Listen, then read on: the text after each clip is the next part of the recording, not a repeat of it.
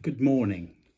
Welcome to our thought for this day, this Wednesday, the 30th of December. Very good to have you with us. Our reading this morning is taken from John 1, the first chapter, starting at verse 19. Now, this was John's testimony when the Jews of Jerusalem sent priests and Levites to ask him who he was. He did not fail to confess, but confessed freely, "I am not the Christ." They asked him, "Then who are you? Are you Elijah?" He said, "I am not." "Are you the prophet?" He answered, "No." Finally they said, "Who are you? Give us an answer to take back to those who sent us. What do you say about yourself?" John replied in the words of Isaiah the prophet, "I am the voice of one calling in the desert, make straight the way for the Lord."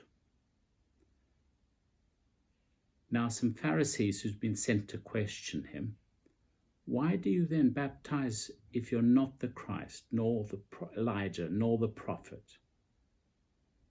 "I baptize with water," John replied. "But among you stands one whom you do not know. He is the one who comes after me, the thongs of whose sandals I'm not worthy to untie." This all happened at Bethany on the other side of the Jordan, where John was baptizing.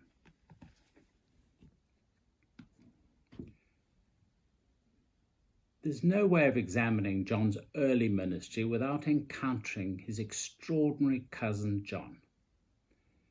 His cousin is an amazing character. John certainly is one of my favorite characters in the Bible. Rough and from the desert, unshaven and in clothes, and he drew large crowds. Yet he seemed like such an unlikely figure to do so. Amazing that all these crowds went out to hear him. And many responded by being baptized.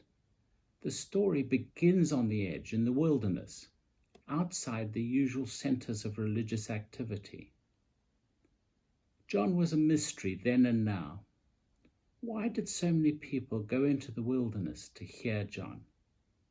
It cannot have been his untidy, rough appearance that drew them.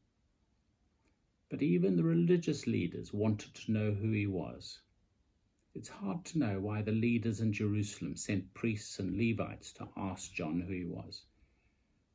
He must have had a huge following for them to take notice of him. He was a voice calling out to the people in the desert to repent, calling them to prepare themselves to meet the Lord who was coming. So they all repeatedly asked him who he was. He does not answer them directly, but he says no to most of their ideas. For John, the way of faith begins with knowing who we are not.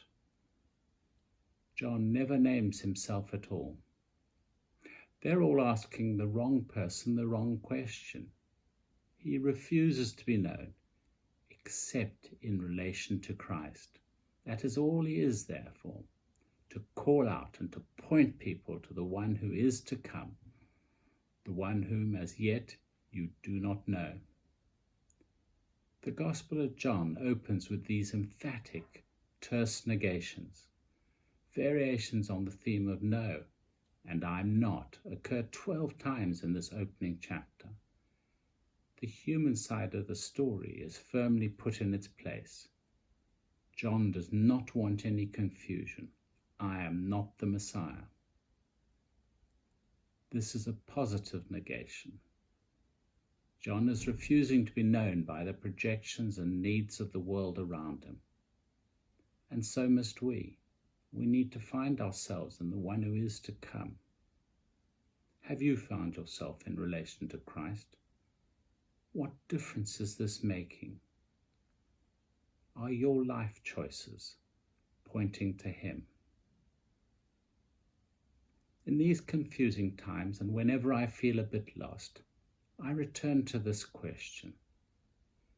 It seems to give value and purpose to all I do. When lost or afraid, I ask myself, who am I in relationship to Christ? So, who are you in relationship to Christ?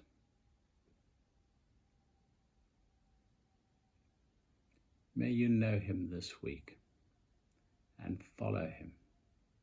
God bless you all. Thank you for joining us.